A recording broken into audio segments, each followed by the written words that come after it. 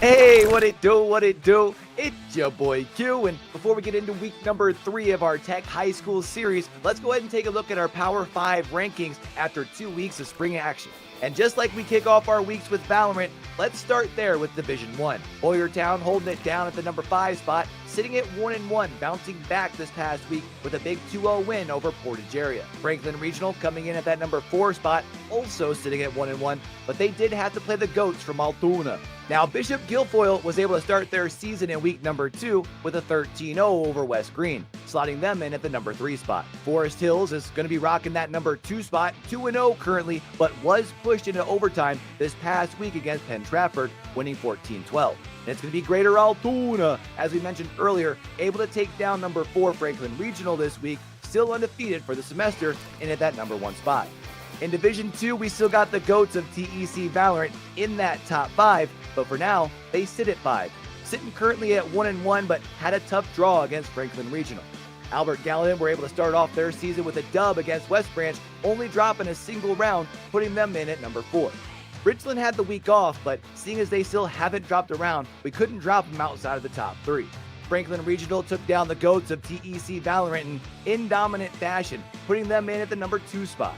And Blacklick Valley High School had dropped just 5 rounds through their first 2 games, 4 of which came this past weekend against Portage area, and they'll be sitting at number 1.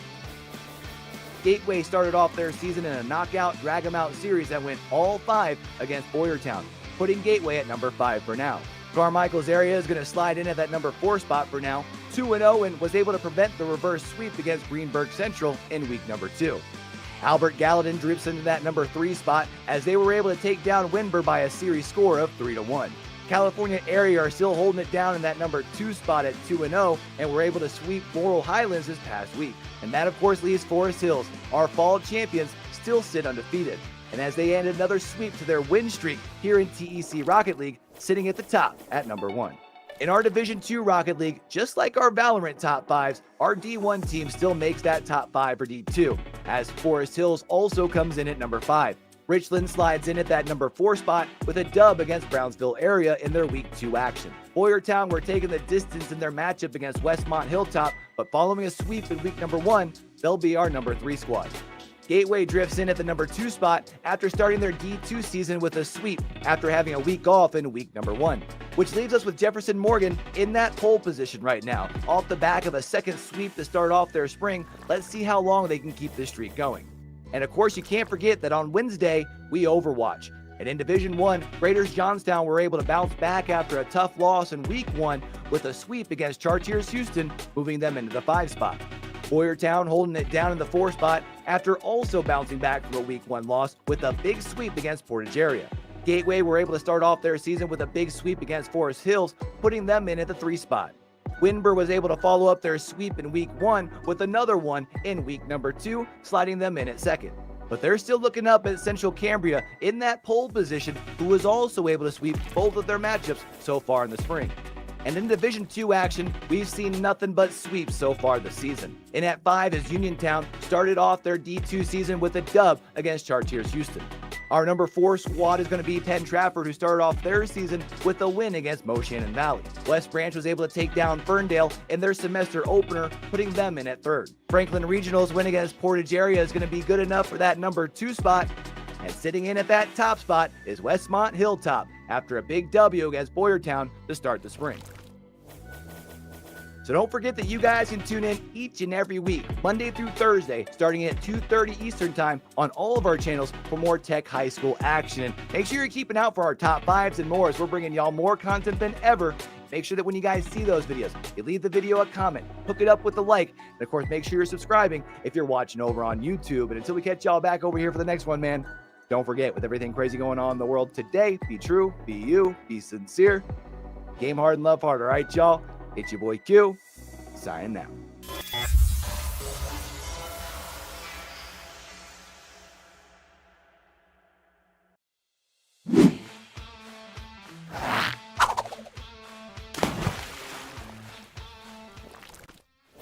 Hey, what it do, what it do? It's your boy Q, and before we get into week number 3 of our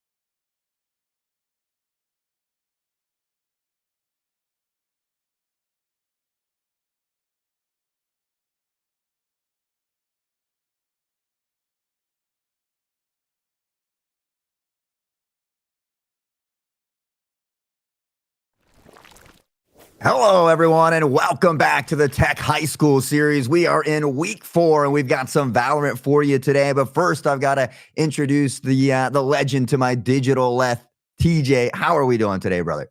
We're doing great today. Hi. It's been a while since we've casted. Honestly, it's been, since December? But listen, we're back. We got some good games today. Only 2 games today here on the A stream, but we have a hot one to start things off. And anything better than hot, I think hot. Introduce these 2 teams that we got going for match number 1. Yeah, I mean, Bishop Guilfoyle, who has just been absolutely insane this season already, I think 3-0. And we saw them take out Winber last week, who has been a staple in Valorant and TEC for quite some time. But they're going to be taking on Richland today. No easy task in front of them. A plethora of talent here in map 1. And of course, it's going to be on Icebox. I know a lot of people have mixed feelings about Icebox. I personally absolutely love it. I'm a big fan of Icebox. I'm a big Icebox enjoyer. Honestly, though, it's been like, as a player, it's been, I think, my lowest win rate percentage, but I'm still going to love the map. I think it'll be a very interesting week. I feel like Icebox is not a map that a lot of teams kind of prepare to learn for. It's not one of your big 3 when it comes to, if you're making it to the finals or playoffs where you're playing those best of 3s and you're actually doing picks bans. Icebox, not a very favorable map for a lot of these teams or just a lot of players in general, as it's made its way back to the competitive pool. But I'm excited to see how it plays out here today. I just love the flanks that this map has, up tube or down mid. I think this is going to be an excellent week of TEC High School Division 1 Valorant action. Yeah, I mean, it's always kind of important to have mid control here, especially with some of the minute changes, now having the window in tube as well. And you have a little bit more verticality than you do in some of these maps. We see Raises, Omens, Jets trying to get on top of tube in the middle as well. But it's always important, as you mentioned, the flanks are crazy here, right? It's always important to have some type of anti-flank, which we do get a little bit of that with that Cypher over there. But on the other side of things, not much for the anti-flank things. They do have a Phoenix, so I kind of expected them, at least on the attacking side, to kind of push a site very, very aggressively. Yeah, no Sentinels at all, which means for their attack, they're going to have to send things. They're going to have to rush down these lanes. They're not going to have time to play these defaults because if, one player gets through a crack, they're going to continue to abuse that for the entirety of this match. I mean, at least they start on attack here, Hot, so I'm expecting, they're going to get, they want to hope to get as many rounds as possible off here and really just kind of snowball into an easy defense. But no Sentinel could hurt them if they don't have a really good attack. Yeah, absolutely. I mean, that Viper will certainly help out on the defensive side, but again, having no Sentinel can make it tough, especially for those flanks. As we see the crew kind of getting set up at the moment, 2-3-B split. And typically a lot of teams, I think roughly 75 to 80% do press A on the first round, which is why we might see them kind of setting up over here. But the majority of the action looks to head toward B here in round number 1. Pistol underway, eyes on Daddy J. We're going to see what the Phoenix can do here. Taking some inspiration from Loud with the Phoenix composition, as Nextka is stuck behind Gray, is going to back up towards site, and they understand that the hit is looking to be made here. Hot Swish looking to push in with the rest of his team as the Rays making their way towards yellow. And it looks like they might be able to take site here as long as they get close enough to this Viper wall before it falls. Yeah, the Viper wall is ticking away, though. They've got to find some pressure here soon. The wall will fall. Bree finds one on OG. A bit of back and forth. Shots are ringing out between both teams here. A nice dink to the head of Jet. Signify trying to find the kill, but Daddy, Pasty, and Daddy all finding trades back and forth. Next quote, we get one more as Anti-Glitch finds the 3K and wraps up the round. Toxins going up. Yeah, I like that aggression. They noticed the wall was about to fall, so they really just pounced on that site. It was great to see, I like the start from Bishop Guilfoyle. They made sure that, pushing into a 2 versus 5 rush, they were able to back up properly. I think they got a little bit too antsy, just a little bit too early on the re-hit to kind of retake site, when the bomb wasn't even down yet, Hot. So, in the end, a slight mistake from Bishop Guilfoyle is going to give Richland their first round here on Icebox. Yeah, we've seen Bishop Guilfoyle really dominate these teams throughout the last few weeks, but Richland has come to play. Signify Swish, a lot of talent over there as well, but this time the setup coming toward A, the Viper wall as well, and Viper already pushing up through mid. Could see a potential flank coming on here soon, TJ. Yeah, again, look at that Viper making their way all the way down, but Signify is running the ropes, and Cannon going to fall early. Eclipse finds the trade. Signify inside a Viper orb, pounces out, finds another run to Pasty, and it looks like the site is all for Richland. Yeah, I mean, Signify just came in with a fierceness across that zip line, looking like Tarzan swinging through, finding the headshot, and now into the corner, the flick of the wrist, and Signify with a 3K all day. We're only 2 rounds in. We're already seeing amazing solo plays coming out from Richland. And imagine what this team can do once they line up some of these team plays. I mean, individually, they're already showing up in these first 2 rounds. Bishop Guilfoyle, they're going to have rifles now. This is the time to start, bringing their way back into this one. Can't let this economy snowball, but look at the economy on the side of Richland. Look at the guns that they're forcing up. This is still a round that they could easily win when they're up against, a similar composition, similar loadouts on the other side of this defense for Bishop Guilfoyle. Yeah, and typically we say, 4 or 5 rounds on offense is great. I feel like that's almost what they need on defense at this point because they have that more defensive cop. I think once things swap, sides here, Richland might have a little more trouble on defense. The Swish will spot through the box. Shots bringing out Pre-K. Will try to drop. Oh, but it's Pre-K with a Guardian who finds the first kill. Eclipse will get another as they continue to find pressure here at mid. And now the rotation potentially coming on, but they have to deal with a flank. Kadith from behind with the Sheriff looking to find. Oh, and he does. The one shot to the back of the dome, slightly through the wall as well. And Bishop Guilfoyle will take their first round, a round that they need. You talked about, TJ, how this was their buy-in round, their 4-sup. So typically you really need the 3rd round there, and Bishop Guilfoyle able to capitalize. Yeah, beautiful capitalization. And another thing that I said at the start of this match, these defaults are not going to work out well for Richland. With no Sentinel, we've seen 2 rounds now where the flank has gone uncontested. Here. And if this continues to happen as the full buy rounds continue, it could be really, really rough for Richland here on their attack. Yeah, I think that if they want to play default, they absolutely have to make sure they have one person watching every single angle, wait for that flank to push out, hope you get that first pick, and then push off of that. But right now, again, coming toward B, we see that Viper wall coming up, the early rotation coming in from Cypher and Jet as well. It is Pre with a Guardian up top before being traded out here by Swish.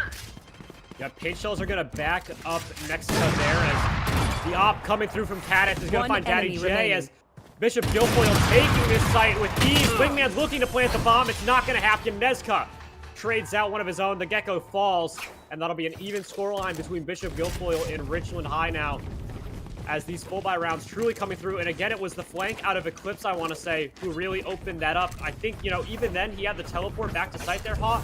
I don't think he caused the flank, but I think even then just having to divert the eyes away instead of having a tripwire or anything to watch flank is going to be brutal for Richland if they can't capitalize on these sites early. Yeah, you're absolutely right. I mean, just the thought that maybe somebody's back there, especially when they've been flanking so much, and it's going to be good for them to kind of mix that up a little bit, maybe flank 2 or 3 rounds in a row, give it a break for a minute, and then go right back to it. But Kadith on the op, he can't be stopped at the moment. There's Pasty with that camera, will spot one, sneaking through near 410 here. Dart goes out, doesn't quite connect with Sova, and now the rest of the crew, we see Viper and them kind of hanging back, looking for that flank. Well, they didn't flank this time. They're mixing up the strategies, and they're playing it nicely. Yeah, I mean, just another beautiful round from Bishop Guilfoyle. I mean, the Viper, Pre and Eclipse both making the flank there, and I'm honestly surprised that Richland didn't hear the footsteps happening. I'm sure maybe the comms just a little bit too loud as they were figuring out what to do. But again, staying way too far back. I mean, for about 30 seconds, they had 3 players just standing on belt. They were taking no control of elbow or maze, and they were just suffering, being absolutely sandwiched. And one thing I've noticed too is Bishop Guilfoyle is rotating early on this Viper wall. So it might be an interest of Richland to maybe show a little face here, try to make something happen, put up that Viper wall, and then get an early rotation the other direction. They're going to have to be careful though, because Kadith up top has been absolutely devastating with the off. Eclipse will find one more at the mid. And again, Eclipse, another one of these players that we've seen popping heads and getting bread throughout these 4 weeks. Swish will find one on the trade, but still going to be down a player here in round number 6. Yeah, now look at the Richland players spreading out, making sure that nobody's encroached too much upon their space, although Pasty is tucked up inside of Nez. Whiffs on the spring. Signify is going to be able to bail out his own teammate. Anti-glitch stays alive for the time being. A 3 versus 3. A minute left on the clock for Richland, and now they have to get things moving. Swish still has a blast back online. Paint shell's going to be thrown, though. Thrash being utilized out from next to looking for a detain, but Nothing to come of it. 45 seconds, and now they are making their move. The rotate's coming through. Switch up high, spots out Eclipse, finds the first frag. As Showstopper now out, Nezka falls. It's all down to Kadeth. Knives out. Looking for Anti-Glitch. Finds the first. It's just down to Switch. Sitting back, sight, able to find 4 in the round. And Richland finds their first round here on their these full buys. Yeah, I mean, Swish with a huge 4K there as well. And honestly, I think Kadeth might have been able to clutch that up, that dash, though, unfortunately, right into the face of Raze. And as we know, there's a little bit of that animation time to bring those knives back out. Swish able to capitalize, and now we are all tied up. We saw a bit of a struggle early from Richland, but now maybe finally getting into the swing of things as they start to set the ball in motion. And Bishop Guilfoyle has to be careful it doesn't turn into an avalanche. I mean, look at the money here, though, Hot. Despite Richland winning that round, they're stuck to Stingers and Spectres for a majority of their players. There they are. Oh yeah! Yeah, I mean, it's going to be tough to do. We talked about, how the economy is equally as important. And yeah, you nailed it. Already pushing through. The flank's not going to come through, though. They're going to opt to go to screens here. Euro, though, Eclipse right behind him. Unfortunately, gets caught with utility in his hand. Paste will clutch up on Signify as Daddy J continues to pressure in. Has a little bit of help from OG, who finds 2, but pre-JKS from the side, a 2-piece of their own now in a 2v1. Spike's going to be down on site. Anti-Glitch has to work his way up here through Maze as the Viper's Pit completely shrouding his vision. Location given away for the time being, continues to hop in and out of these ropes as Nezka going to be hit by a little bit at that Viper's Pit. Anti-Glitch just continues to hop around in a pit of his own, is now going to be dropped as he works his way now down through Maze, trying to isolate some of these 1v1s. Yet to pick up the spike. Footstep location given away yet again. Pre-JKS now sitting up inside of Nest on site. And that's going to be the Viper's Pit of Anti-Glitch now going down. Working his way around. And now that's both Viper Pits completely emptied out. 30 seconds left. Anti-Glitch, we're looking for the first, but no, can't find it. Pre-JKS works that one out beautifully. And Bishop Guilfoyle shutting down yet another attacking rush from Richland. That was a really good idea by Ante. Unfortunately, I think he would have had a better chance had he just slipped back into that Viper's Pit there right at the end to keep it up and active. Yeah, I think he thought maybe they'll push forward toward that spike, but he had already collected it. So because he already collected it, they were really just looking for that exit. They knew he was either going through screens or going to go back out A. And with only 30 seconds on the clock, more than likely not, he's going to have to go through screens. So just great situational awareness there from Bishop Guilfoyle. Yeah, now another round on the cards. 4-3, Bishop Guilfoyle still leading here after the pistols as Pre-JKS sitting on site. Nezka is up here at yellow, looking for a Signify. Oh, a little bit of a whiff there as Anti-Glitch is able to find the first trade out quickly. Those reload comes through, not in time. Swish opens things up as trades continue to come through on this side. Swish has worked his way towards the back. Whiffs, no bullets left in the Sheriff as Spike is going to go down. Kills still coming through for Bishop Guilfoyle, and that is a very quick round despite that rush. Again, just completely shut down from a completely shut down round from Bishop Guilfoyle. Yeah, I mean, all in all, though, not a bad eco round. That was an eco round. Anytime you can get 2 kills, you're feeling pretty good. 3 is really on that good side just because you begin to kind of chip away at the economy of your opponents. But nonetheless, 2 on an eco round, now into a full buy. We'll see if they can battle back here in round number 9.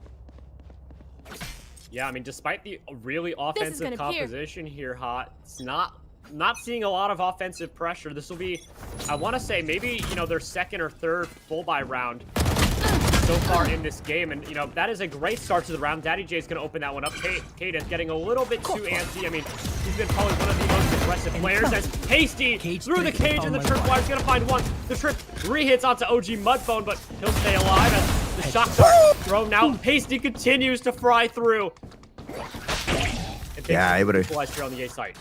Beautiful job there getting Signify as well. And Kadeth has done a great job, but you mentioned it there, kind of maybe pushing forward a little too far there. Gets caught off guard, but let's go with a 2K. Eclipse from behind, and yet again, Richland has no way to stop the flank. Bishop Guilfoyle taking that one to the bank, now up 6-3.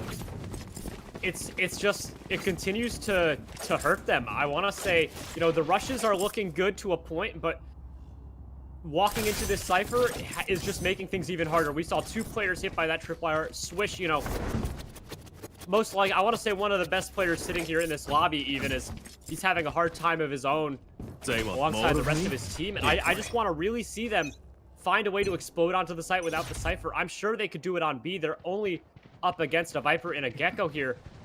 And as long as they can find an opening frag early, it would be great for them. They're not going to have to so far, but there it is. Beautiful trade, 4 versus 4 now here, Hot.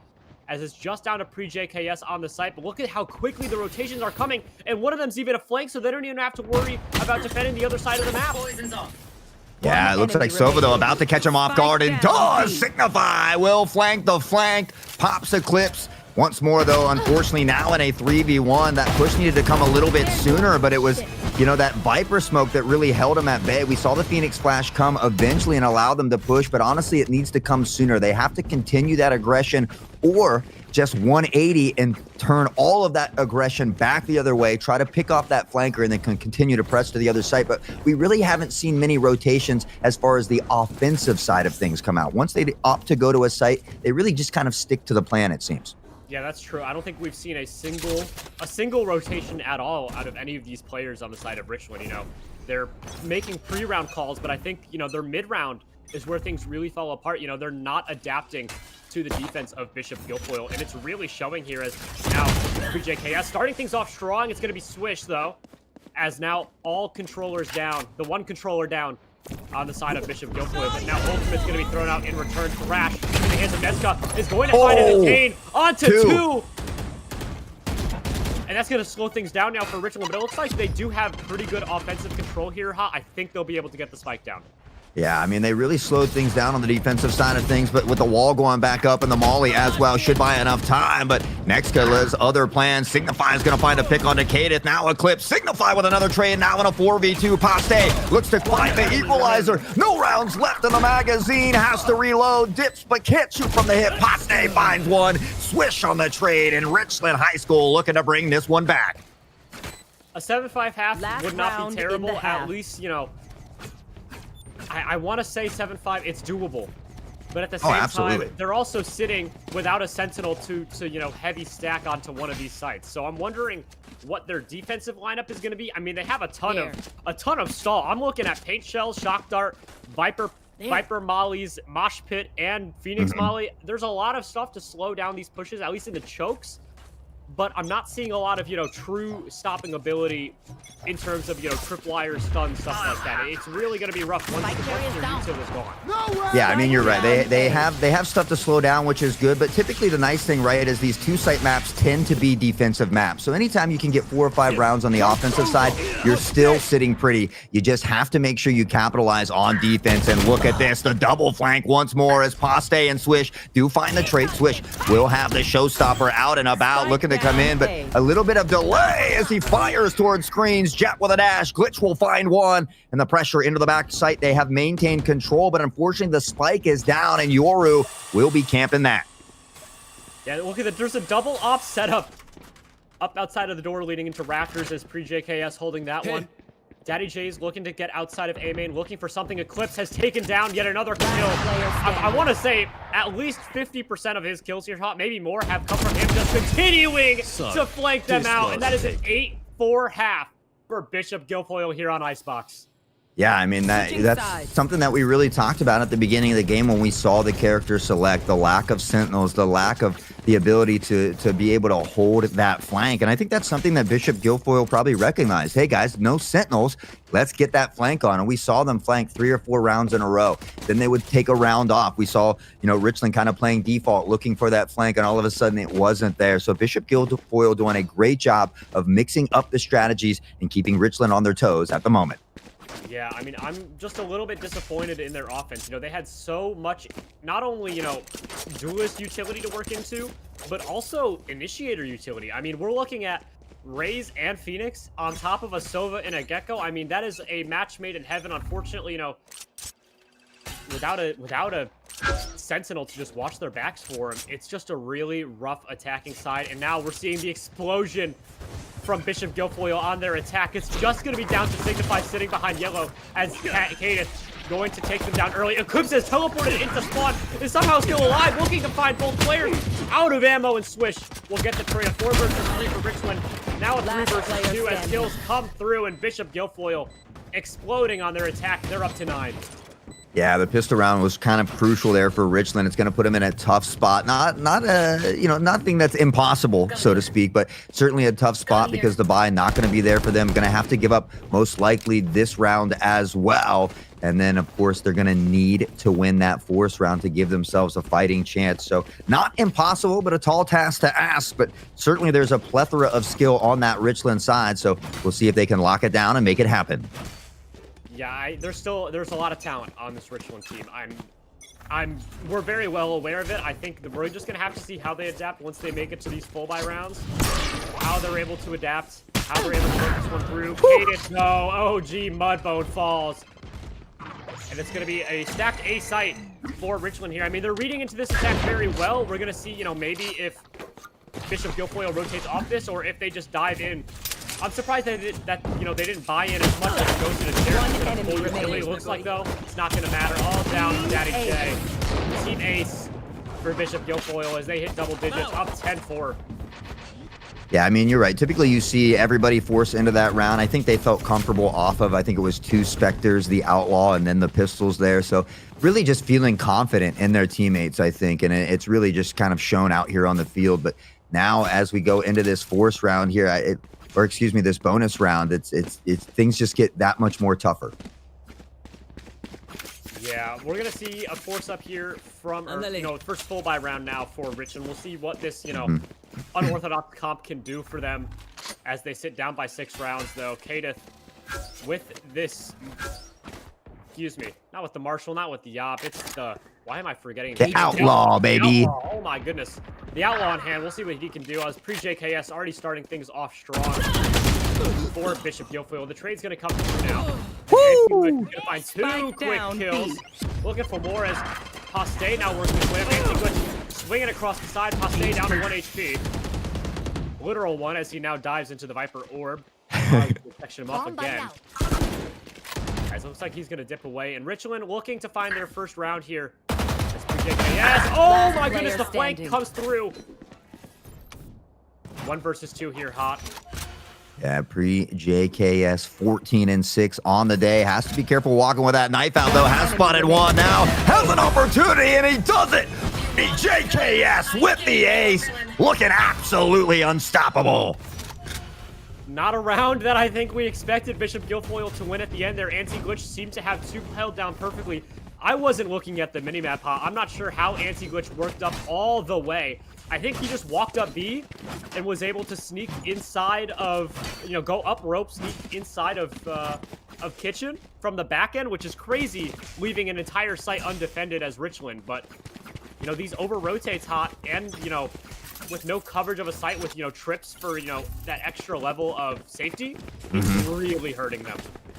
Yeah, it's just the lack of sentinels. You got to always have at least 1 sentinel. Sometimes a lot of teams run 2, especially on maps like this. So, unfortunately, I think the team comp just not favoring them at the moment. Still a feasible thing, though. I mean, we've seen teams win with 5 duelists. So, it's things that can be done, but it just makes your job a little bit harder as we see Eclipse find that first pick here onto Anti-Glitch. Now the shots ring out, ducking into screen, barely finding his way to safety. Signify will find 1 with a share, free with a trade, swish with a share as well, knocking down the 3. Eclipse finds a trade, and we've got kills going back and forth. Back and forth indeed. It's a 3 versus 2 for Bishop Guilfoyle. And I did like what Richland did. They took their time off-site to play retake, but it still looks like it's not working out as long as Eclipse continues putting bullets into the heads of these players as they're still trying to find Swish. He's worked him on rafters, drops down, and going to be spotted out by pre-JKS. The pit doing God's work. And now match point for Bishop Guilfoyle. An absolute dominant performance so far here on Icebox. Yeah, I mean, Richland has yet to get around on defense, and I can't help but think it goes back to the lack of sentinels.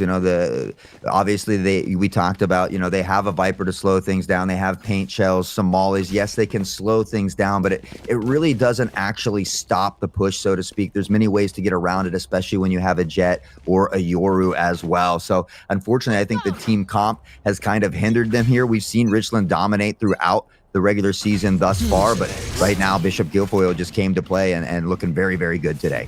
Yeah, I mean, the unorthodox comp, I'm not sure what went on in their heads. I would have liked, just a sentinel icebox. Even you said it. So this map has become something where even 2 Sentinels are required, one to each right, and with 0, it's absolutely rough. As Eclipse, dipping in and out with the ultimate, 2 teleports, flashes, decoys, everything completely tripping up Richland.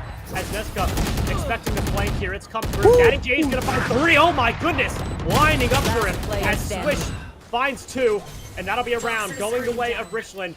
If there's any time for a comeback, it really is when the other team is sitting at match point. It's gonna have to work their way back into this, at least keeping 3 players alive. Not the best economy on their side, but even then, Bishop Guilfoyle also having a rough one on 2 players, but it looks like they might have their friends to buy in for them here. 12-5 hot, Swish, and Daddy J really waking up in that round. They're gonna have to play like that though if they really want to bring this to match point.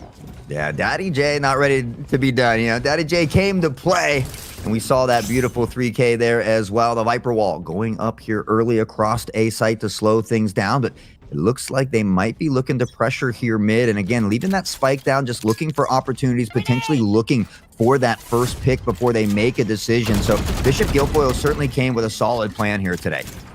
Yeah, and the aggression now is from Signify inside of B is looking to find the op early, but it doesn't matter. The knives are thrown out by Kadith. And now it's Swish, who already has an idea of how far Eclipse has worked. Up is going to find a frag as well. 3 versus 3. Spike, though, is sitting all the way in the spawn of Bishop Guilfoyle. Look at all the space they've taken, and there it is. Finally, the call back for Paste as they'll go grab the spike. Dangerous position, though. Yeah, Swish is kind of tucked here, kind of stuck almost. I know exactly where. Oh, with that neural set, that's even worse for him to work with. Ooh, Kadith will find the op shot. I thought Swish was going to do something fancy for us with that last pack, but it's pre-JKS with a final kill, and Bishop Guilfoyle will take this one 13-5, excuse me. Bishop Guilfoyle now 4-0 on the season. They are a team to watch out for. Yeah, I mean, they are looking absolutely disgusting this season so far. Hot. Richland still not a team to scoff at. I mean, they are sitting pretty still in the top 5. I believe they moved to 2-2 now.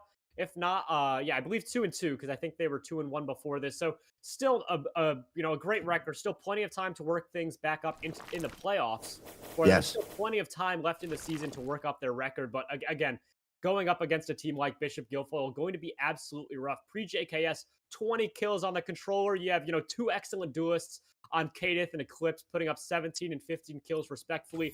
The first blood, 6 kills from Kadith there, and he wasn't even the guy flanking half the time on their defense. So excellent job for him on the attack, putting up amazing numbers, and that's going to be our first game wraps. 13-5 for Bishop Guilfoyle again.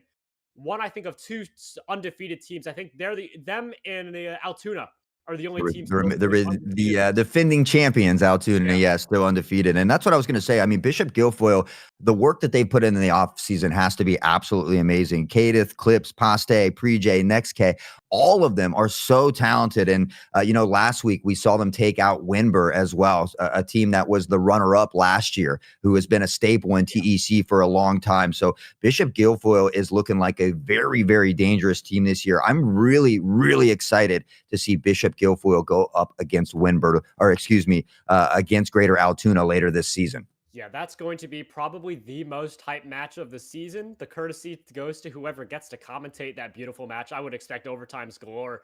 But yeah, Richland's going to move to 2-2. Winber sitting at 1-1, and Franklin Regional sitting at 2-1. That's going to be the teams that we're watching next here at TEC. Next match going to be coming up soon. You guys are not going to want to miss that one. Stay tuned.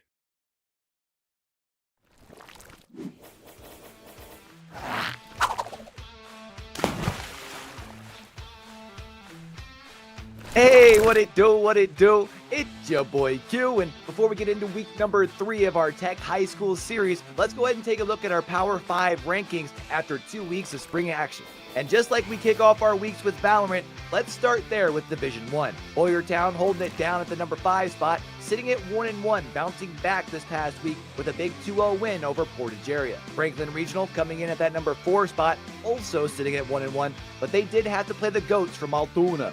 Now, Bishop Guilfoyle was able to start their season in week number 2 with a 13-0 over West Green, slotting them in at the number 3 spot. Forest Hills is going to be rocking that number 2 spot, 2-0 currently, but was pushed into overtime this past week against Penn Trafford, winning 14-12. And it's going to be Greater Altoona, as we mentioned earlier, able to take down number 4 Franklin Regional this week, still undefeated for the semester, and at that number 1 spot. In Division 2, we still got the GOATs of TEC Valorant in that top 5, but for now, they sit at 5, sitting currently at 1-1, but had a tough draw against Franklin Regional. Albert Gallatin were able to start off their season with a dub against West Branch, only dropping a single round, putting them in at number 4. Richland had the week off, but seeing as they still haven't dropped a round, we couldn't drop them outside of the top 3. Franklin Regional took down the GOATs of TEC Valorant in dominant fashion, putting them in at the number 2 spot. And Blacklick Valley High School had dropped just 5 rounds through their first 2 games, 4 of which came this past weekend against Portage Area, and they'll be sitting at number 1. Gateway started off their season in a knockout drag-em-out series that went all 5 against Boyertown, putting Gateway at number 5 for now. Carmichael's area is going to slide in at that number 4 spot for now, 2-0, and was able to prevent the reverse sweep against Greenberg Central in week number 2. Albert Gallatin drifts into that number 3 spot as they were able to take down Winber by a series score of 3-1. California area are still holding it down in that number 2 spot at 2-0 and were able to sweep Laurel Highlands this past week. And that of course leaves Forest Hills, our fall champions, still sit undefeated. And as they end another sweep to their win streak here in TEC Rocket League, sitting at the top at number 1. In our Division 2 Rocket League, just like our Valorant top 5s, our D1 team still makes that top 5 for D2, as Forest Hills also comes in at number 5. Richland slides in at that number 4 spot with a dub against Brownsville area in their week 2 action. Boyertown were taking the distance in their matchup against Westmont Hilltop, but following a sweep in week number 1, they'll be our number 3 squad. Gateway drifts in at the number 2 spot after starting their D2 season with a sweep after having a week off in week number 1, which leaves us with Jefferson Morgan in that pole position right now. Off the back of a second sweep to start off their spring, let's see how long they can keep this streak going. And of course, you can't forget that on Wednesday, we Overwatch. And in Division 1, Raiders Johnstown were able to bounce back after a tough loss in week 1 with a sweep against Chartiers Houston, moving them into the 5 spot. Boyertown holding it down in the 4 spot after also bouncing back from a week 1 loss with a big sweep against Portage Area. Gateway were able to start off their season with a big sweep against Forest Hills, putting them in at the 3 spot. Winber was able to follow up their sweep in week 1 with another one in week number 2, sliding them in at 2nd. But they're still looking up at Central Cambria in that pole position, who was also able to sweep both of their matchups so far in the spring. And in Division 2 action, we've seen nothing but sweeps so far this season. In at 5 as Uniontown started off their D2 season with a dub against Chartiers Houston. Our number 4 squad is going to be Penn Trafford, who started off their season with a win against Moshannon Valley. West Branch was able to take down Ferndale in their semester opener, putting them in at 3rd. Franklin Regional's win against Portage Area is going to be good enough for that number 2 spot. And sitting in at that top spot is Westmont Hilltop after a big W against Boyertown to start the spring. So don't forget that you guys can tune in each and every week, Monday through Thursday, starting at 2:30 Eastern Time on all of our channels for more Tech High School action. And make sure you're keeping out for our top 5s and more, as we're bringing y'all more content than ever. Make sure that when you guys see those videos, you leave the video a comment, hook it up with a like, and of course, make sure you're subscribing if you're watching over on YouTube. And until we catch y'all back over here for the next one, man, don't forget, with everything crazy going on in the world today, be true, be you, be sincere, game hard and love hard. All right, y'all? It's your boy Q, signing out.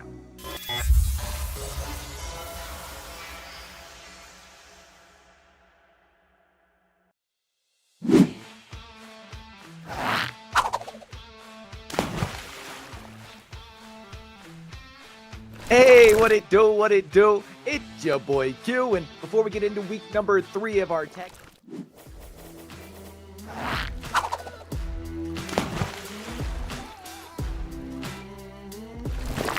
Ladies and gentlemen, welcome to week 1 of the high school series Valorant. Division 1 and 2 in the week 1. We've got 5 clips to look over. My name is TJ, and we're going to jump straight into our number 5 clip right now.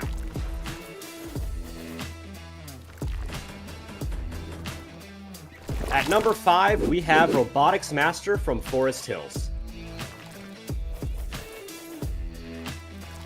Blocking movement. swing there, makes that one an easy decision and an easy knockdown for Sills. Once again, is going to be able to draw first blood. Zeta comes in. The orbital strike going to be able to come in as well, knowing where the last couple of players. Look at the team play on your screen here, ladies and gentlemen. We've got the Sage and the Deadlock, the Sentinels locking down B main, and the Orbital Strike from Robotics Master sealing the deal for Forest Hills. What an excellent play.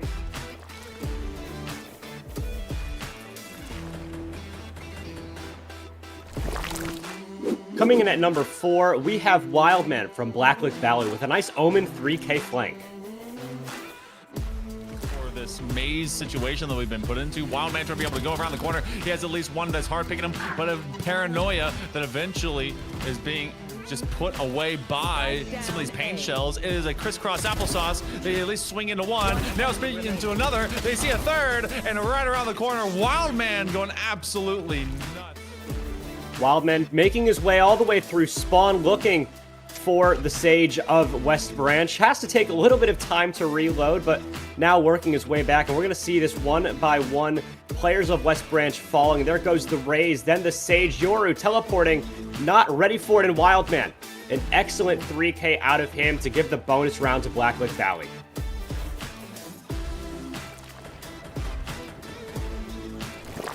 Coming in at number 3, we have Vale from Greater Altoona, who pulls out the Jet Knives and finds himself a clean ace to put Greater Altoona on match point. Vale with the knife will find 2 more.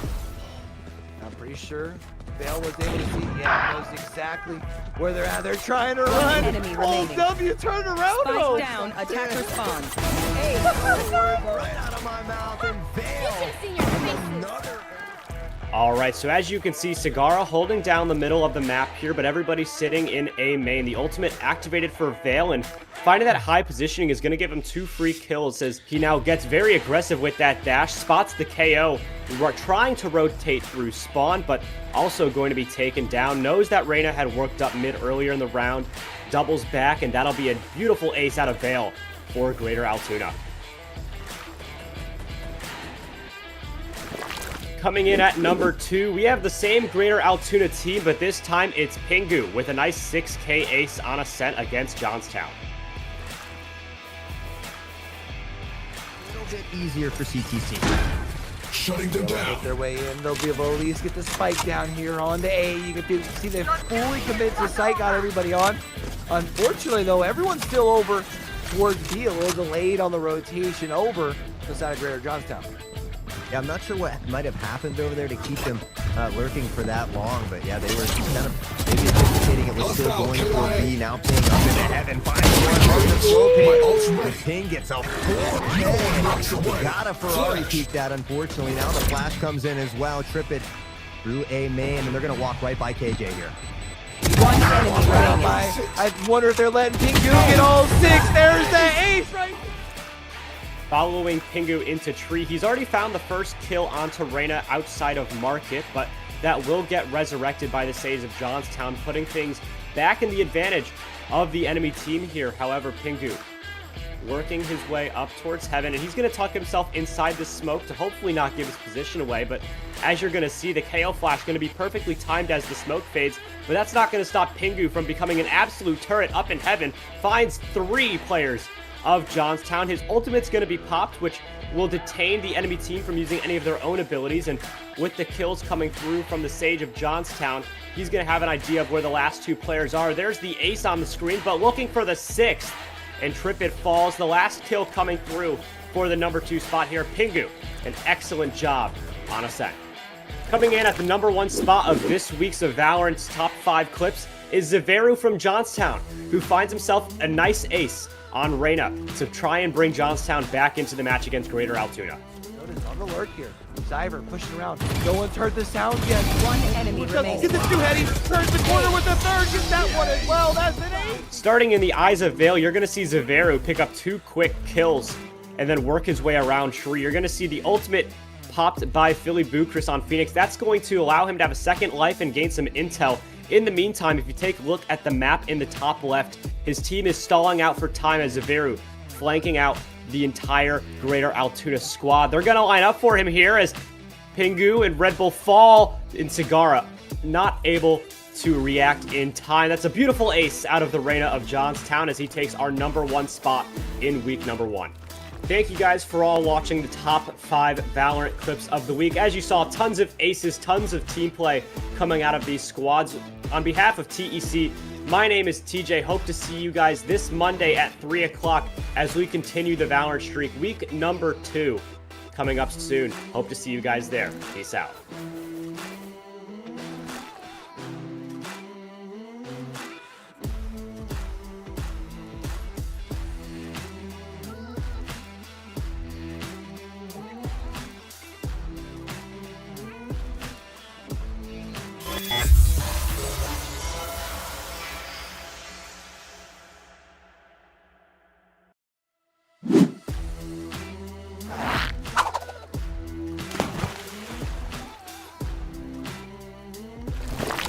Ladies and gentlemen, welcome to week 1 of the high school series Valorant. Division 1 and 2 in the week 1. We've got 5 clips to look over. My name is TJ, and we're going to jump straight into our number 5 clip right now.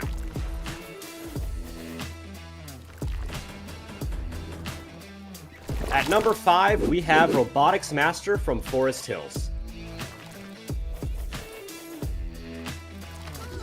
Double swing there makes that one an easy decision and an easy knockdown. Forest Hills once again is going to be able to draw first blood. Zeta comes in. The orbital strike going to be able to come in as well. No one were the last couple of players. Look at the team play on your screen here, ladies and gentlemen. We've got the Sage and the Deadlock, the Sentinels, locking down B main, and the orbital strike from Robotics Master sealing the deal for Forest Hills. What an excellent play.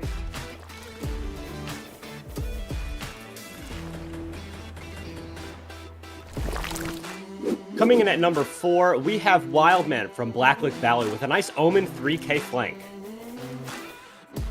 For this maze situation that we've been put into, Wildman to be able to go around the corner. He has at least one that's hard picking him, but a paranoia that eventually is being just put away by some of these paint shells. It is a crisscross applesauce. They at least swing into one, now spinning into another. They see a third, and right around the corner, Wildman going absolutely nuts.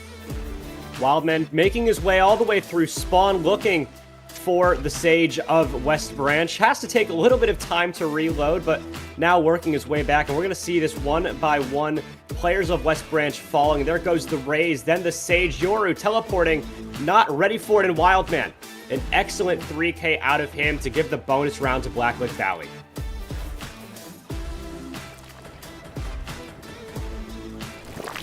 Coming in at number 3, we have Vale from Greater Altoona, who pulls out the Jet Knives and finds himself a clean ace to put Greater Altoona on match point. Vale with the knife will find 2 more. I'm pretty sure Vale was able to see, knows exactly where they're at. They're trying to run. Enemy Oh, remaining. W, turn around. Spike down, attacker spawn. Right out of my mouth, and Vale. Another. Alright, so as you can see, Sagara holding down the middle of the map here, but everybody's sitting in A main. The ultimate activated for Vale, and finding that high positioning is going to give him 2 free kills as he now gets very aggressive with that dash, spots the KO.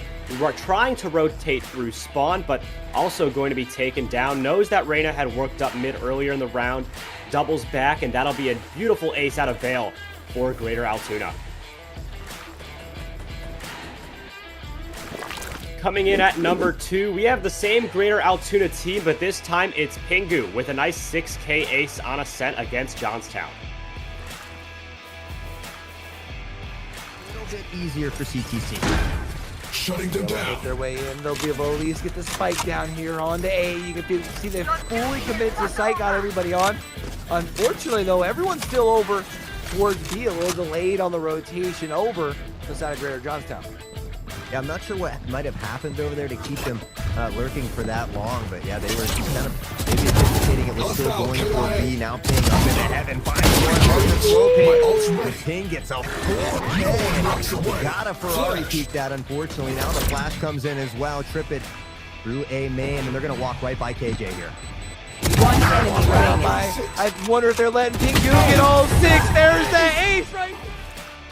Following Pingu into tree, he's already found the first kill onto Reyna outside of market, but that will get resurrected by the Sage of Johnstown, putting things back in the advantage of the enemy team here. However, Pingu working his way up towards heaven, and he's going to tuck himself inside the smoke to hopefully not give his position away. But as you're going to see, the KO flash going to be perfectly timed as the smoke fades, but that's not going to stop Pingu from becoming an absolute turret up in heaven. Finds 3 players of Johnstown. His ultimate's going to be popped, which will detain the enemy team from using any of their own abilities, and with the kills coming through from the Sage of Johnstown, he's going to have an idea of where the last 2 players are. There's the ace on the screen, but looking for the 6th, and Tripit falls. The last kill coming through for the number 2 spot here. Pingu, an excellent job on Ascent.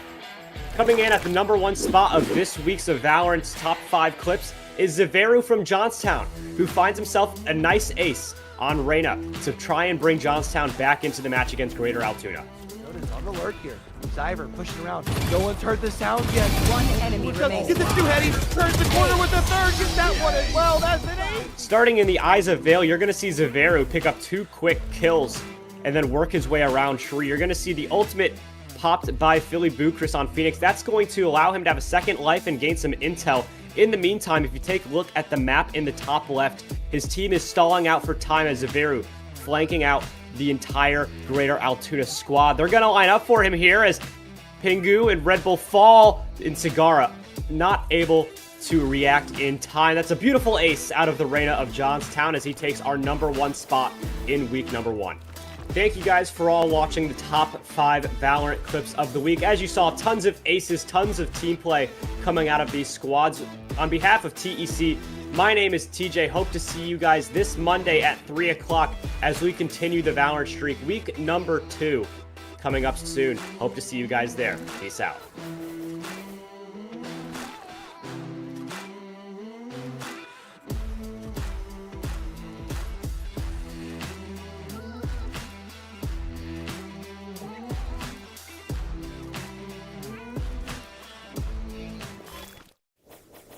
Hello, everyone, and welcome back to the TEC High School series. We are in week 4. One exciting match already in the bags. Now we've got Winber taking on Franklin Regional. Both of these teams are 2-1. TJ, what are your thoughts on this next match? Listen, I'm thinking Winber's already warmed up here today, Hot. I mean, they just played a match. I'm not sure against what team, but I know that they just played right before this game against Southern Franklin, and they're ready, or Franklin Regional, excuse me, but I'm sure that, already having time in the lobby, already having time against another team in this league might just give them the edge, moving into their second match of the day. Yeah, I think being warmed up certainly helps. I imagine Franklin Regional was putting in some time, practicing as well. But Winber and them most likely would have played on a different map, making that makeup game. So it will be their first time on Icebox here today as we head into that character select screen. TJ, I'm going to be really interested in to see what kind of comps we've got going on here again. Yeah, I think one thing to note is, hopefully we see some good Sentinel options from both sides. Looks like teams are still figuring out, but the Chamber is already locked in for Winber as it looks like we're opting for a Sage as the Sentinel of choice on the side of Franklin Regional. We're going to see if that sticks. So far, I'm liking the compositions from both teams. I think the Sage is a really good, offensive utility Sentinel. We're going to see how that works out on defense, though. Again, those flanks could be deadly if, they come in late or if, they really don't keep somebody to check that. But overall, 2 very solid compositions. The Viper, of course, is like a must-pick agent on this map, already coming through from both teams. And we're seeing a double duelist composition on the side of Winber here. Mr. Gary on the famous Reyna and Q Thief going to be sitting on that Jet. I'm liking these compositions.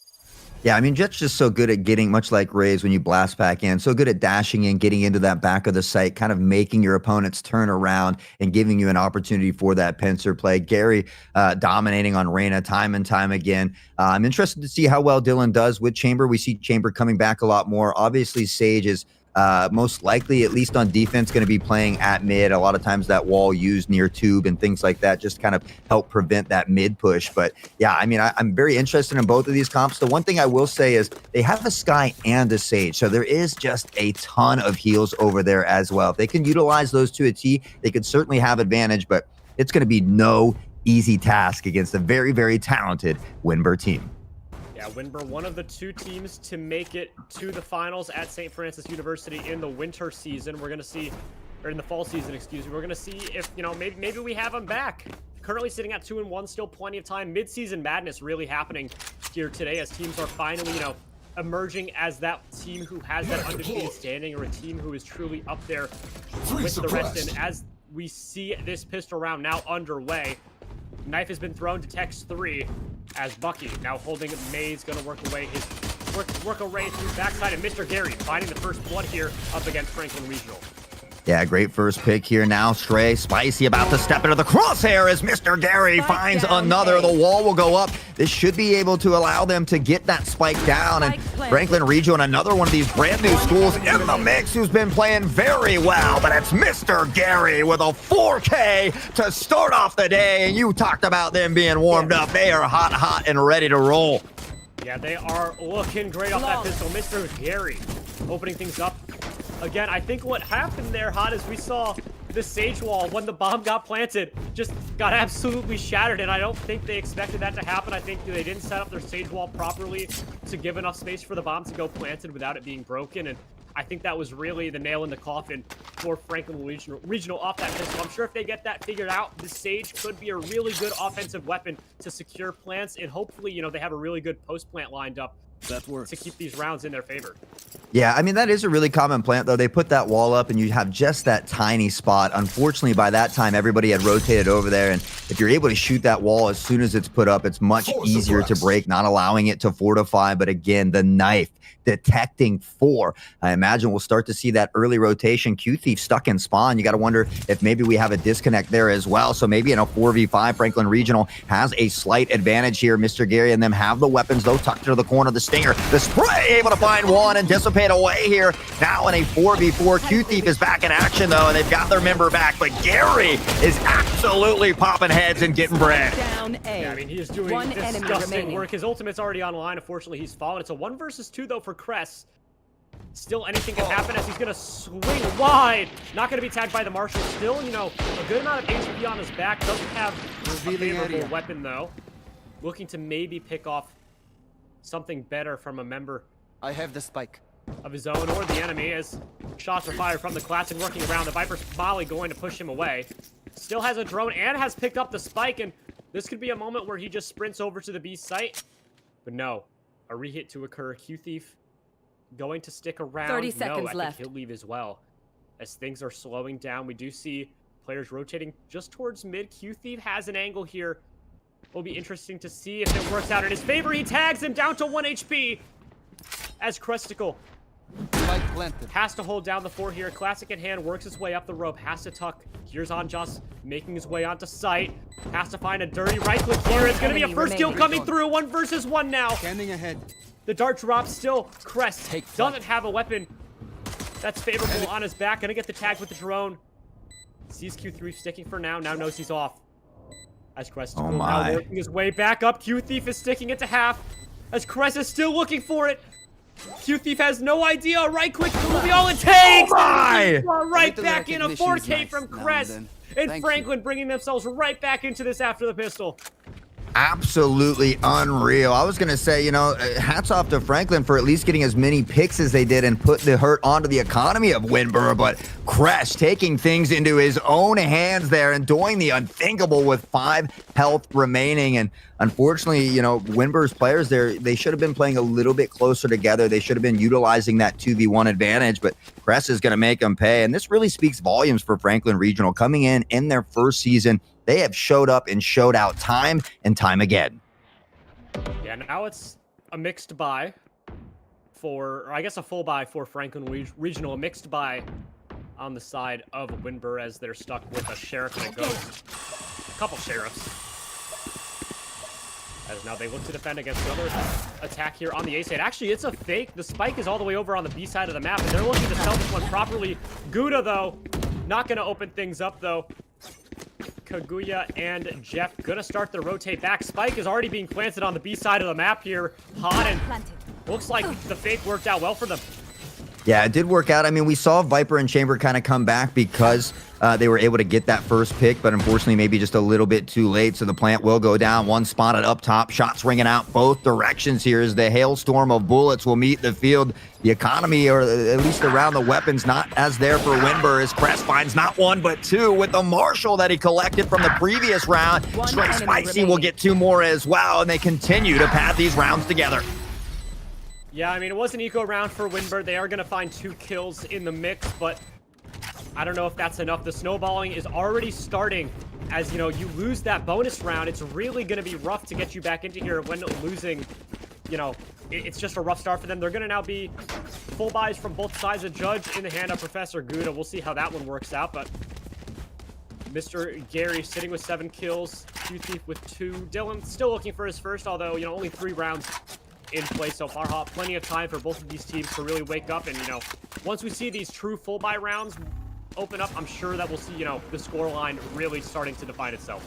Yeah, even if Winber wins this round, I mean, 4 members at a minimum will still be able to buy in the following round for Franklin Regional. So doing a good job of maintaining the economy at the moment. A lot of noise being made here at B as we see Q-Thief on an early rotation. One spotted up top. That's going to be Dylan, who's been playing there all game. We're going to want to try to mix that up a little bit if you can, but Gouda coming in to give him the cheese with a blast pack, and the judge, he'll be the jury and the verdict as well. Dylan does find the trade with a Guardian. The plant will go down as they have a little bit of time in a 4v4.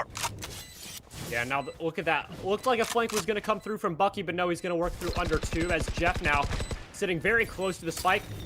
Bird is out ready to flash as Jeff sends it out. The flash comes through the swing. Not going to work out in their favor, though, as now Hunter's Fury looking to come through. The spike already sitting at half HP. Winber continuing to stick this bomb. It's going to be on job to make the defuse. No time for Crest to make their way back.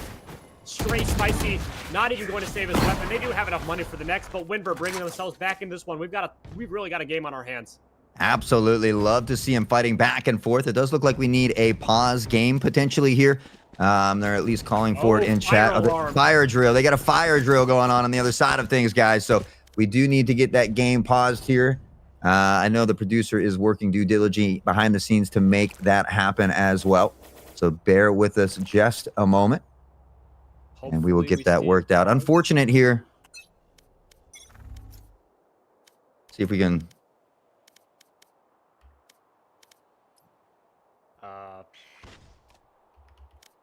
Prod pause.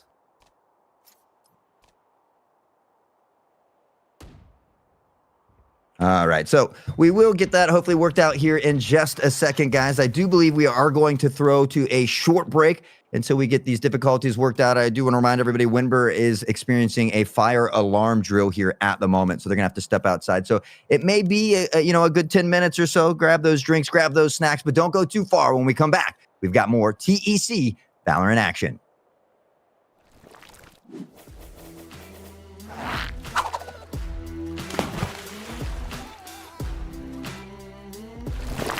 Ladies and gentlemen, welcome to week 1 of the high school series Valorant. Division 1 and 2 in the week 1. We've got 5 clips to look over. My name is TJ, and we're going to jump straight into our number 5 clip right now.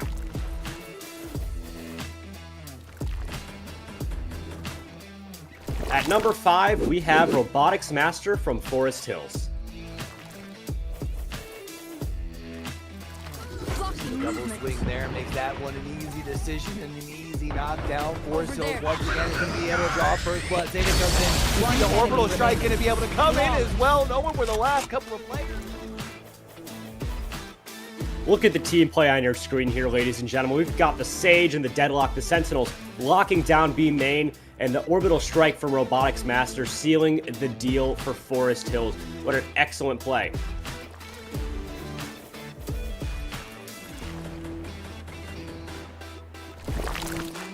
Coming in at number 4, we have Wildman from Blacklick Valley with a nice Omen 3K flank. For this maze situation that we've been put into, Wildman to be able to go around the corner. He has at least one that's hard picking him, but a paranoia that eventually is being just put away by some of these paint shells. It is a crisscross applesauce. They at least swing into one, now spin into another. They see a third, and right around the corner, Wildman going absolutely nuts.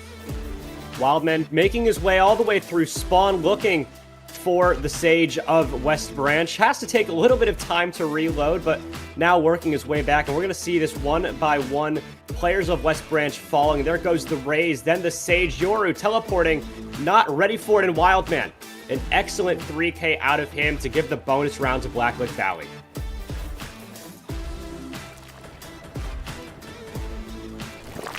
Coming in at number 3, we have Vale from Greater Altoona, who pulls out the Jet Knives and finds himself a clean ace to put Greater Altoona on match point. Vale with the knife will find 2 more. I'm pretty sure Vale was able to see, knows exactly where they're at. They're trying to run. enemy Oh, remaining. W turned around. Spike down, attacker spawn. Right out of my mouth, and Vale. Another. All right, so as you can see, Sagara holding down the middle of the map here, but everybody's sitting in A main. The ultimate activated for Vale, and finding that high positioning is going to give him 2 free kills as he now gets very aggressive with that dash, spots the KO. We're trying to rotate through spawn, but also going to be taken down. Knows that Reyna had worked up mid earlier in the round, doubles back, and that'll be a beautiful ace out of Vale for Greater Altoona. Coming in at number 2, we have the same Greater Altoona team, but this time it's Pingu with a nice 6K ace on Ascent against Johnstown. A little bit easier for CTC. Shutting them They'll down. make their way in. They'll be able to at least get the spike down here on the A. You can see they fully commit to site, got everybody on. Unfortunately, though, everyone's still over towards B, a little delayed on the rotation over to the side of Greater Johnstown. Yeah, I'm not sure what might have happened over there to keep them lurking for that long, but yeah, they were just kind of maybe anticipating it was still going for B, now ping up into heaven, finds one hard to slow ping. The ping gets a 4K. Got a Ferrari peek that, unfortunately. Now the flash comes in as well, trip it through A main, and they're going to walk right by KJ here. Hello, everyone, and welcome back to the TEC High School Series, Week 4 of Valorant. Wimber taking on Franklin Regional, and unfortunately, there was a little bit of a fire drill that had happened there. So, because of that, the students had to disappear. They were able to win a free round. So, we're going to go ahead and give Franklin Regional a free round as well to tie that score back up. And so, once this round is over, we'll be back into the swing of things of that regular game. We do apologize for that technical difficulty, but nonetheless, we've got it ironed out. We're ready to get back underway, TJ. Yeah, you know, rough. Unfortunately, firearm going off in the Wimber school is not going to be the best course of action. Fortunately, pause game didn't happen until after our free round was given to Wimber. So, given one right back to Franklin Regional here. They just got the spike down. No players dying. They're all chilling over here in the defender spawn. Sova drone looking to take some pictures of the gang. Enemy mark. Yeah. You like to see it. Firm handshakes all the way around. Good sportsmanship. So we will be all tied up back 3-3. This next round will be live yet again. Yeah, so now we got some real action on our hands. Economy's going to be built up a little bit Yeah. for both teams due to the For both. I mean, neither Yeah, of them we're lost gonna have- members for 2 rounds there, so. a little bit of extra money in the pockets. Should be a game with a ton of full buy rounds then, at least in this half, as we sit even Stevens between Wimber and Franklin Regional. We'll see how the rest of the game transpires. Now, hopefully no more fire alarms in Wimber. As Cresta opens things up, spots the high peek out from Dylan as he'll have to drop off yellow early. But it looks like we're looking for a very aggressive push here from Franklin Regional as Professor Gouda looking to slam onto the side. The judge is still in his hands from 2 rounds ago. Excuse me. So we'll see if that, this same play with the blast back is able to find a free early kill. That's what I imagine. I mean, Dylan's been playing up top of Nest here every single round. I'd like to see him maybe switch up a little bit, but Anjas is going to find the first pick onto Crest, who's been an absolute juggernaut here for Franklin. And now Jeff will return the favor. Has a tiny crack in the wall. Mr. Gary looking to flirt with disaster there as the flash comes on through, maybe goes on by as well. And will only be half the flash up top. QT taking out Dylan. Gary all finds trades before Kaguya gets Dylan, and now in a 1v1. There's the blast pack. The shots, and it's Mr. Gary with a 3K and the clutch. Beautiful clutch out of Mr. Gary. Professor Gouda, I mean, when you're the only duelist on the team, you really got to send yourself deep into the site. There took a little bit too long to take that space away. The wall was also, very good play there out of Wimber to instantly take down that Sage wall, preventing the plant, forcing Franklin Regional to reset there, but unfortunately, not going to work out in the end. I'd like to see Professor Gouda get a little bit more aggressive, working up towards the site instead of sitting all the way back inside of B main, but we see the first round of regulation since the pause going the way of Winber, looking for more as Stray Spicy will be peeking the Q Thief, and that'll be the first blood going the way of Winber yet again. As the round now opening up 4 versus 5 for Franklin Regional, already down a member. Yeah, you know, and going back there, we've seen Dylan in top of nest every time. I'd like to see the double blast pack, you know, up into that nest. You had the judge as well, but Kaguya will find the trade, the equalizer. Gouda and Gary back and forth on trades of their own. The spike will be spotted at mid, and now the ult coming out from Gary. One tucked inside. We'll find one more. We'll be able to dissipate and look for some intel. Unfortunately, bad timing will haunt him as Crest finds the kill. And now in a 2v1, we saw Cresticle clutch these up before. Can he do it once more? Has the bomb, should be able to find the plant on B here as well. See if he can clutch it. Yeah, it's going to be up to, you know, the util dump. Depends on if Bucky throws a knife and is able to spot him out early. And I think that spot is going to give Crest away. The drone is going to have to be used early now. Has an idea of the location of both players. Cloud thrown out from Q-Thief as a peek wide from Bucky. Crest now in a 1 versus 1. Not going to spot Q-Thief. He's going to tuck underneath Nest as the op in his hands. Has to be careful here at the tap of the spike. Swings out wide! 3 for Q-Thief as Winber finds another round. 2 in a row now. 5-3 against Franklin Regional, and Q-Thief keeping them in this one. It's tight, but it works out. Beautiful play. Q-Thief maybe channeling his inner Stewie 2K there. He says, I'm going to bait him and push right through the smoke. Gets the flick of the wrist and sends him packing. And Crest, who's just been phenomenal throughout the entire series, but Q-Thief coming up with a huge play for Winber to give him that 2-point cushion. The economy in their favor as well, as Franklin has seen it dwindle away. And all but 2 members are going to be able to buy next round if they lose this one. Yeah, it's looking rough for Franklin. Looks like Winber's really woken up. The fire alarm giving them, you know, an extra level of intensity here as they are really feeling the heat. Q-Thief sitting up high here on yellow, but nobody's home. It's going to be an A push to start things off for Franklin Regional as Crest now takes the clutch factor for Franklin Regional, working his way in with the drone early. Dylan's going to be spotted out, looking for a second player maybe, but nothing to come of it. Skydog, the Trailblazer, going to be taken down by Mr. Darius. Professor Gouda going to save his paint shells for Maze as it's already been cleared out, but now thrown deep into the back of side. Dylan's going to have to evade that one. And now look at this. I love seeing this here, Hot. The rotates are coming through, and Professor Gouda still holding tight here in case of any extra aggression out of Winber. Yeah, we saw really a lack of rotations on the offensive side of things in that first series, so maybe trying to capitalize on that here. And, you know, I'm starting to wonder if maybe that fire alarm went off just because of how hot Winber has been playing in these last few rounds. Q-Thief will keep the dream alive as he drops Gouda. T-Stray Spicy will fall to the wayside as well from the headshot from Bucky, and Q-Thief up top. And he can't be stopped with this op. Incredibly dangerous at the moment. 3 trying to find some leeway up B. But again, the utility just keeping him at bay. The pressure has been relentless here from Winber. 30 seconds left. Yeah, and Mr. Gary has now completely locked down a late exit as Dylan with the tour de force out has found yet another on Joss. Looking to rotate back through mid as the push now coming through Jeff in a 1 versus 5. Finds the first onto QT. Dylan through the smoke, not gonna find it, but clear vision. Head is found. Jeff falls, and Winber now doubling the lead up here against Franklin Regional. Yeah, he said it's enough said when he pops that head to end the round. And you know, had he fired that one through the smoke maybe a half a second sooner, he might have got that pick. It was really close, but in the end, they wrap it up anyway. Now 6-3, and we talked about the economy kind of being in a little bit of a trouble. We see the Spectre, we see the Judge from Gouda, which they've done very well with, but they have 5 ultimates on the side of Franklin Regional. They need to start using those. I want to see Professor Gouda maybe blast pack in as well, kind of create some of that diversion, that confusion as they look to attack A site here. Yeah, and that knife is going to find 2, so there's 2 ultimates that can't be popped early, although I don't know why you'd pop a Viper Pit that early, but the Sky Trackers, you know, that can be a very influential ult late or early in the game. The Trailblazer is going to get popped first as Bucky continues to sit up here on Rafters. Looking for anything. The Trailblazer's not going to stun him. There's an ultimate pop. It's going to be the showstopper as Bucky's able to get away. Anjas, not so lucky, though, as the spike looking to be planted. Looks like, did the wall block the plant? It doesn't. No, there it is. Wall able to go down. Finds the plant. Spike planted. As now it's a retake for Winber. Despite the light buy here, Hot, it is looking good so far for Franklin as they do have the spike and a pretty good post-plant position. Yeah, you know, it's a little easier to dodge a bullet than a rocket as the showstopper finds one, but from Gary to Bucky, the 2K, and Gary says, let me get two as well.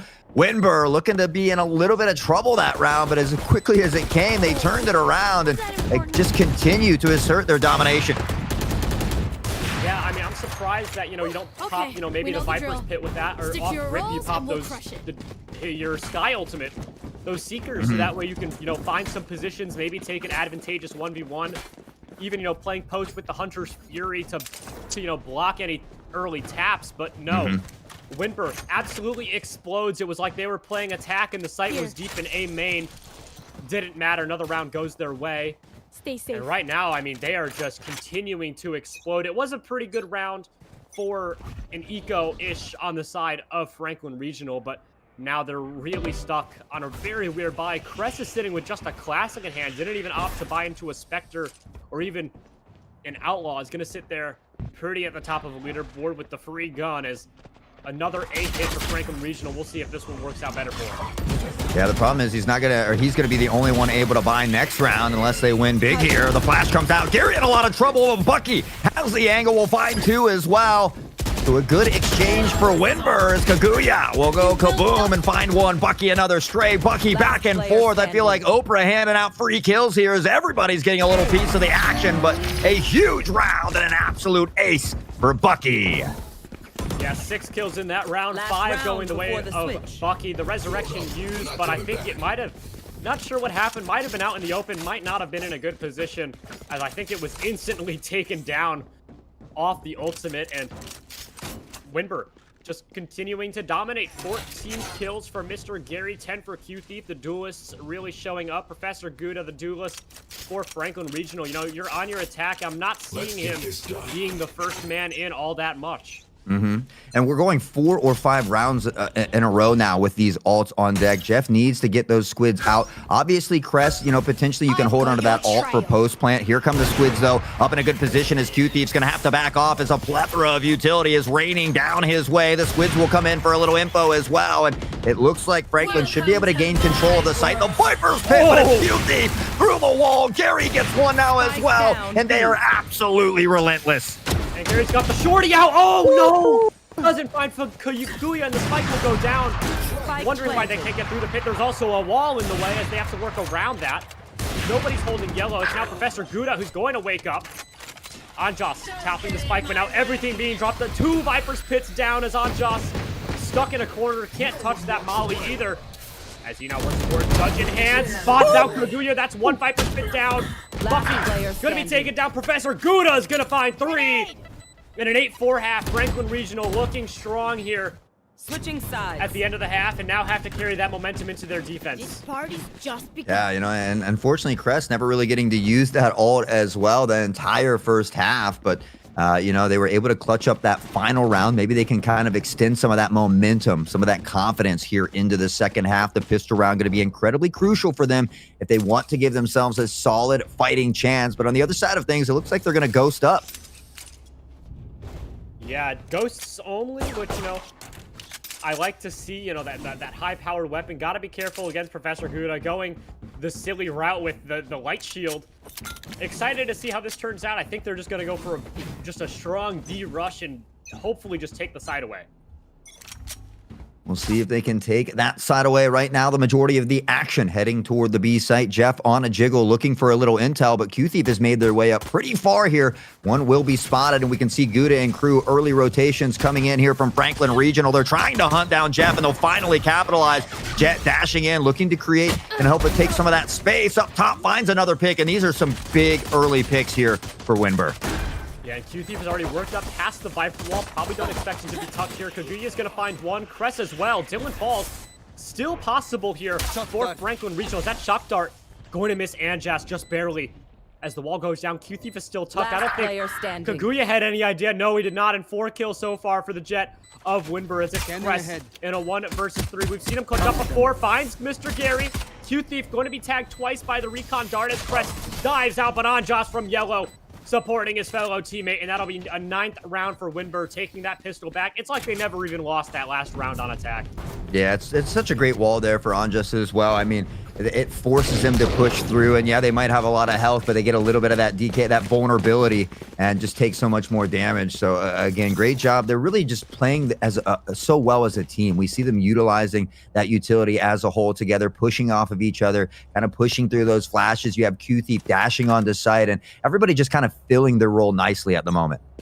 Yeah, I mean, clinical performance here from Winber so far. I mean, you got Mr. Gary instantly entering. Bucky providing so much support. I haven't seen much with the flashes, but these knives have been giving so much information away and also just detaining a lot of these abilities that might have gotten, you know, Mr. Gary or Q Thief in a tight spot, but does not seem to have any effect on them at all, as Mr. Gary has already worked up Maze with the judge. Dylan's going to find the first blood onto Crest as the Lear comes through, providing them an entry point. Bucky around the corner. Professor Gouda, though, is going to find the first frag. Bucky looking high, is going to be caught out, as well as it's now a 2 versus 2. Professor Gouda stuck from One a fragment, enemy remaining. but no, continues to push forward. He's woken up here on this defense.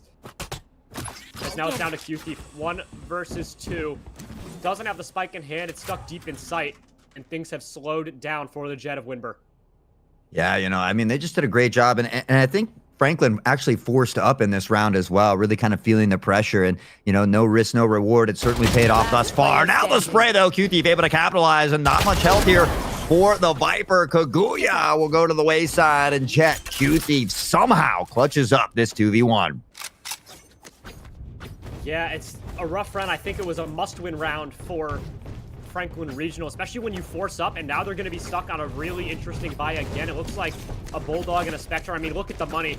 After these full buys are down, and utility included, whether it's included or not in their package, they're going to be struggling to make their way into this next round. It is, you know, a different buy for Winber as well. We're seeing a Sheriff, a Bulldog, an Outlaw, and a Guardian. So, again, interesting buys from both teams in this 15th round, but we'll see which team it works out better for. So far, pushing this B side here, Hot, they're only up against one player. It's Kaguya. He's been decent so far this game, but he's really going to have to light up if he's going to be the only one supporting this B site.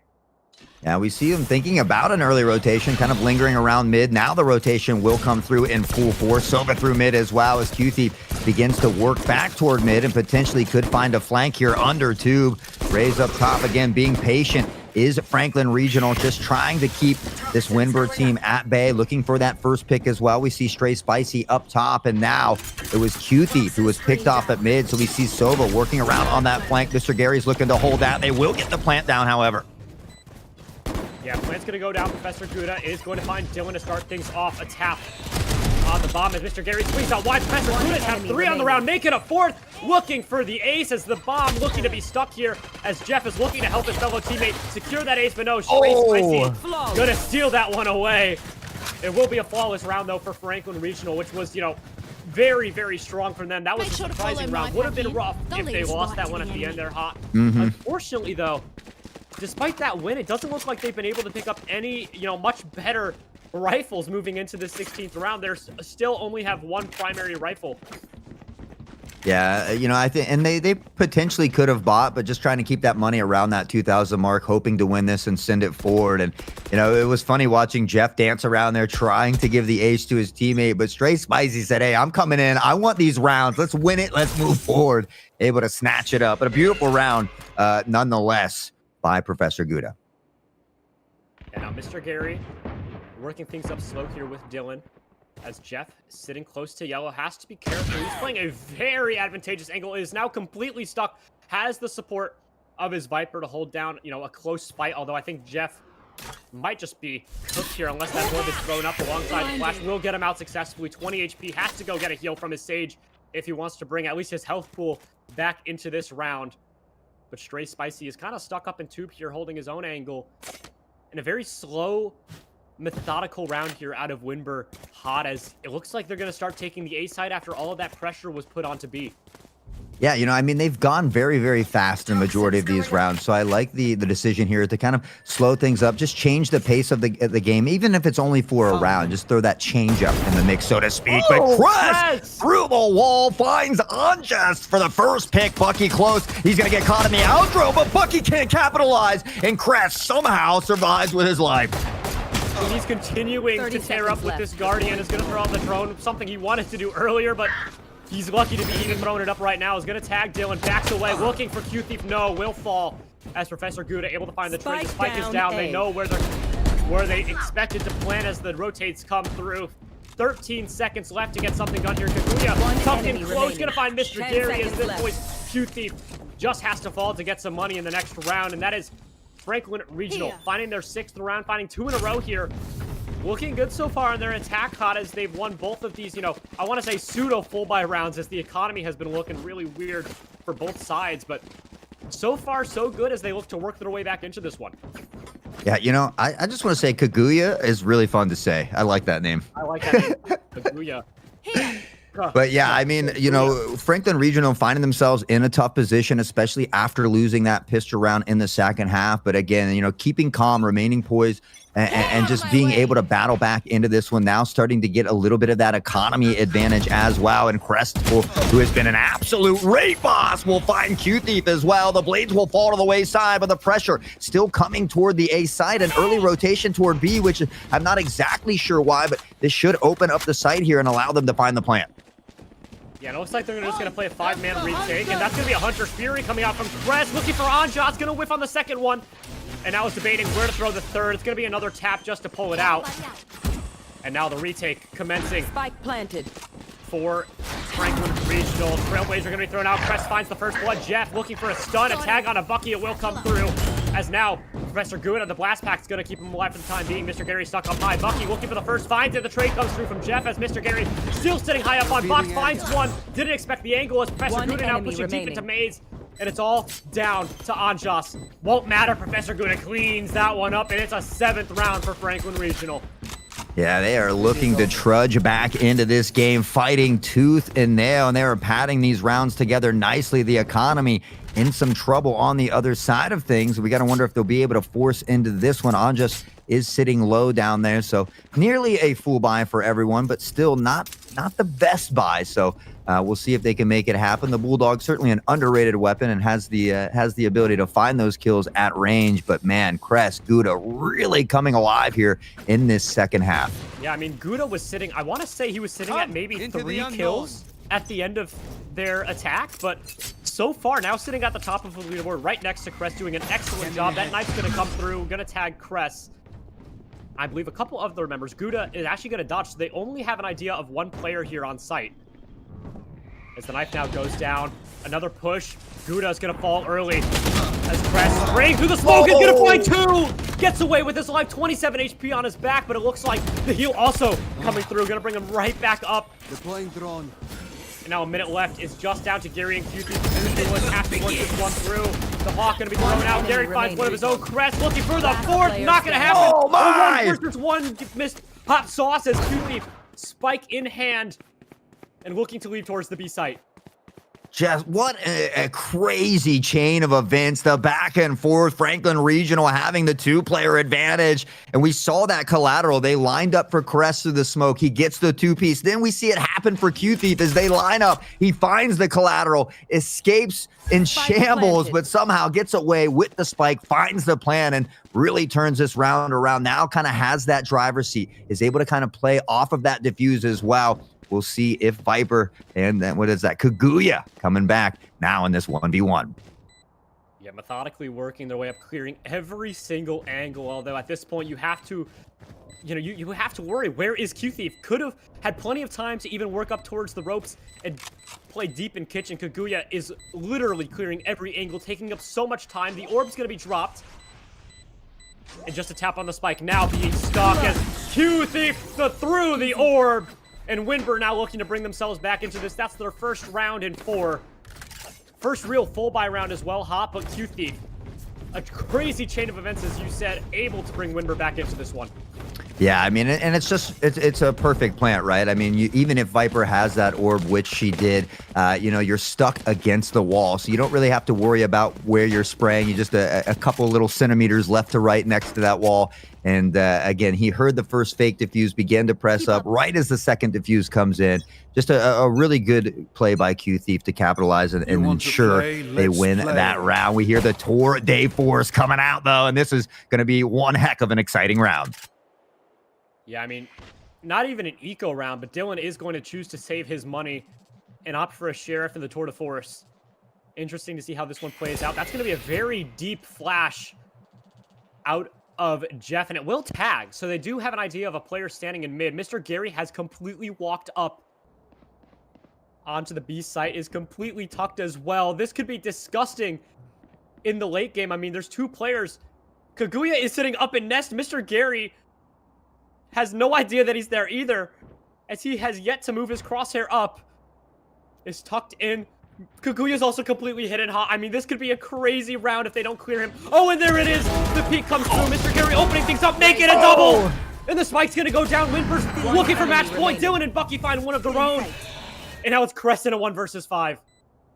Mr. Gary doing Mr. Gary things, somehow makes his way on the site. A little ninja.